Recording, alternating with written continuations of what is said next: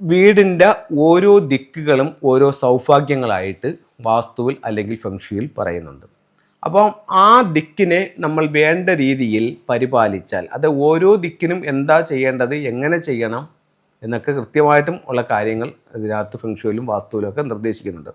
അപ്പോൾ യഥാവിധി നമ്മൾ ഓരോ ദിക്കിനെയും നമ്മൾ പരിപാലിച്ചാൽ അല്ലെങ്കിൽ പരിഗണിച്ചാൽ അല്ലെങ്കിൽ അതിന് വേണ്ടുന്ന കാര്യങ്ങൾ ചെയ്താൽ നമുക്ക് അതിൻ്റേതായിട്ടുള്ള നേട്ടങ്ങൾ നമ്മുടെ ജീവിതത്തിലുണ്ടാവും. ഞാൻ പറഞ്ഞു വന്നത് നമ്മുടെ സമ്പത്തിൻ്റെ ഒഴുക്ക്, അതായത് സമ്പത്ത് പുറത്തേക്ക് പോകുന്ന ഒഴുക്ക് തടയാനും നമ്മുടെ സമ്പത്ത് നിൽക്കാനും നമ്മുടെ സമ്പത്തിനെ വർദ്ധിപ്പിക്കാനും വേണ്ടുന്ന ചില മാർഗങ്ങളും അതിന് ഏറ്റവും പ്രധാനപ്പെട്ട ഒരു ദിക്കിനെയും പറ്റിയാണ് ഞാൻ ഇന്ന് നിങ്ങളുമായിട്ട് ഷെയർ ചെയ്യുന്നത്.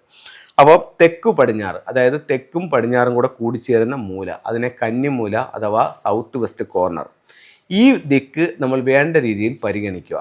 ഈ ദിക്കിൽ അപ്പോൾ നമുക്ക് പരിഗണിക്കുക എന്ന് പറഞ്ഞു കഴിഞ്ഞാൽ ആ ദിക്കിൽ എന്തൊക്കെ വരാം, എന്തൊക്കെ വന്നുകൂടാ എന്നുള്ള കാര്യങ്ങളാണ് നമുക്ക് നോക്കാവുന്നത്.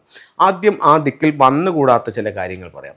ഇപ്പോൾ തെക്കും പടിഞ്ഞാറും കൂടെ കൂടിച്ചേർന്ന ഒരു മൂലയെന്ന് പറഞ്ഞു കഴിഞ്ഞാൽ ആ ഒരു ഭാഗത്ത് നമുക്കൊരു ടോയ്ലറ്റ് വരാൻ പാടില്ല. ഇപ്പോൾ ഇവിടെ ഒരുപാട് ആൾക്കാർക്ക് പറ്റുന്ന ഒരു അബദ്ധം എന്ന് പറഞ്ഞു കഴിഞ്ഞാൽ, ഇപ്പോൾ അവർ പറയും, സാറേ എൻ്റെ വീട്ടിൽ ടോയ്ലറ്റ് ഉണ്ട്, പക്ഷെ തെക്കു പടിഞ്ഞാറ് ഭാഗത്തല്ല നിൽക്കുന്നത്, അവിടെ നിന്ന് 2 അടി വിട്ടിട്ടാണ് നിൽക്കുന്നതെന്ന് പറയും.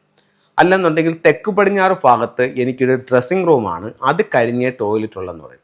അപ്പോൾ പലരുടെയും തെറ്റായ ഒരു ധാരണ എന്ന് പറഞ്ഞു കഴിഞ്ഞാൽ ഈ കറക്റ്റ് ആണെങ്കിൽ മാത്രമേ ഈ പ്രോബ്ലം ഉള്ളൂ. അപ്പോൾ നമ്മൾ ഒരു 5 അടി മാറ്റി വയ്ക്കുകയോ അല്ലെങ്കിൽ 7 അടി മാറ്റി വയ്ക്കുകയോ ചെയ്താൽ ഇത് നമ്മളെ ബാധിക്കില്ല എന്ന് ധരിക്കുന്നവരുണ്ട്.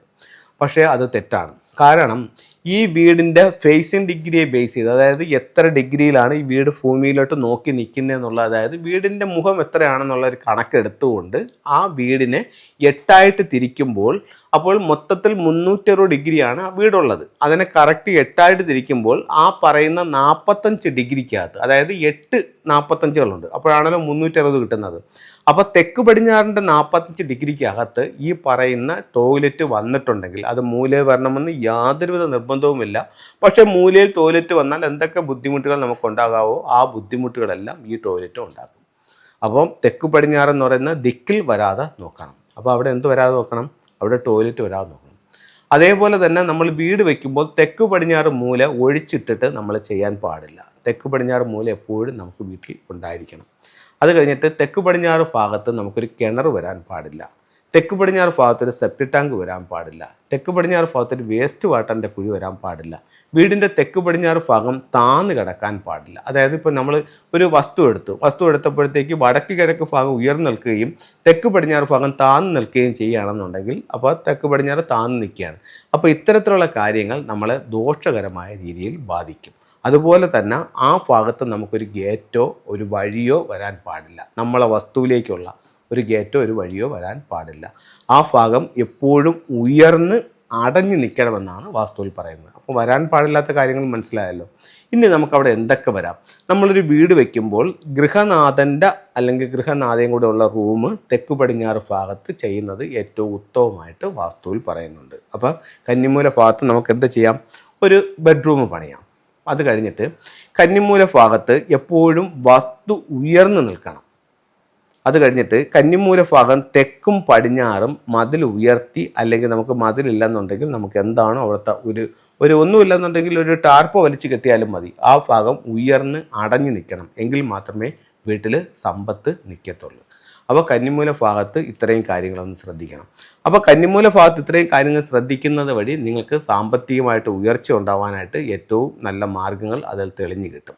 അതുപോലെ തന്നെ കന്നിമൂല ഭാഗത്ത് ഫെങ്ഷു പ്രകാരം നമുക്ക് എന്തൊക്കെ ടൂളുകൾ ഉപയോഗിക്കാം എന്നുള്ളതാണ് ഇനി അടുത്തത് പറയുന്നത്. ഇത് ഒരു ക്രിസ്റ്റൽ ബോളാണ്. ഇപ്പം നിങ്ങളുടെ വീടിൻ്റെ തെക്ക് പടിഞ്ഞാറ് ഭാഗം നിങ്ങൾക്ക് മിസ്സിങ് ആയിപ്പോയി.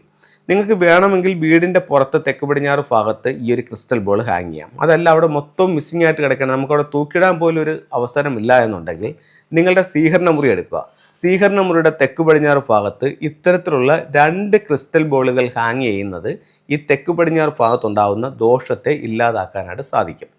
അപ്പോൾ അതെന്താ 2 ക്രിസ്റ്റൽ ബോളുകളെന്ന് പറഞ്ഞത് എന്ന് ചോദിച്ചാൽ, ഓരോ ദിക്കിലും ഓരോ നമ്പറുകൾ ഉണ്ടെന്ന് ഫെങ്ഷുയിൽ പറയുന്നു. തെക്ക് പടിഞ്ഞാറിലെ നമ്പർ എന്ന് പറയുന്നത് 2 ആണ്. അതുകൊണ്ടാണ് 2 ക്രിസ്റ്റൽ ബോളുകൾ തെക്ക് പടിഞ്ഞാറ് ഭാഗത്ത് ഹാങ് ചെയ്യാൻ പറഞ്ഞത്. ഇനി അവിടെ ഉപയോഗിക്കാവുന്ന മറ്റൊരു പരിഹാരം, വീടിന് പുറത്ത് തെക്ക് പടിഞ്ഞാറ് ഭാഗത്ത് ഒരു റെഡ് ലൈറ്റ് ഇടുന്നതും ആ ദിക്കിൻ്റെ എനർജിയെ കൂടുതൽ മെച്ചപ്പെടുത്താനായിട്ട് നല്ലതായി ഫെങ്ഷുയിൽ കണക്കാക്കുന്നുണ്ട്. അപ്പോൾ അവിടെ നമുക്ക് ആ ഒരു ഇതിടാം. ഇനി ഒരു വീടിൻ്റെ തെക്ക് പടിഞ്ഞാറ് ഭാഗം നഷ്ടപ്പെട്ടു പോയാൽ അത് ആ വീട്ടിൽ ആരെ ബാധിക്കും? ഫാമിലിയെ ബാധിക്കും. ഫാമിലിയെ ബാധിക്കുന്ന പറഞ്ഞാൽ ഭാര്യയും ഭർത്താവിനെയും അത് ബാധിക്കും. അവർ തങ്ങളിൽ പരസ്പര അഭിപ്രായ വ്യത്യാസങ്ങളും കലഹത്തിനുള്ള സാധ്യതകളുണ്ടാവും. അപ്പോൾ അത്തരത്തിലുണ്ടെങ്കിൽ അവിടെ അവരുടെ ബെഡ്റൂമിൻ്റെ സൗത്ത് വെസ്റ്റ് കോർണറിൽ ഇത്തരത്തിലുള്ളൊരു മണ്ടേരിയൻ ഡക്സിൻ്റെ സ്റ്റാച്യു അവിടെ വെക്കുന്നതും ഇതിനൊരു പരിഹാരമായി ഫെങ്ഷുയിൽ കണക്കാക്കുന്നുണ്ട്. അപ്പം ഇത്തരത്തിലുള്ള ഓരോ ചിത്രങ്ങളും രൂപങ്ങളും നിങ്ങളുടെ ജീവിതത്തിൽ വലിയ പ്രയോജനങ്ങൾ ഉണ്ടാക്കി തരട്ടെ എന്ന് പ്രാർത്ഥിച്ചുകൊണ്ട് നിർത്തുന്നു. നന്ദി, നമസ്കാരം.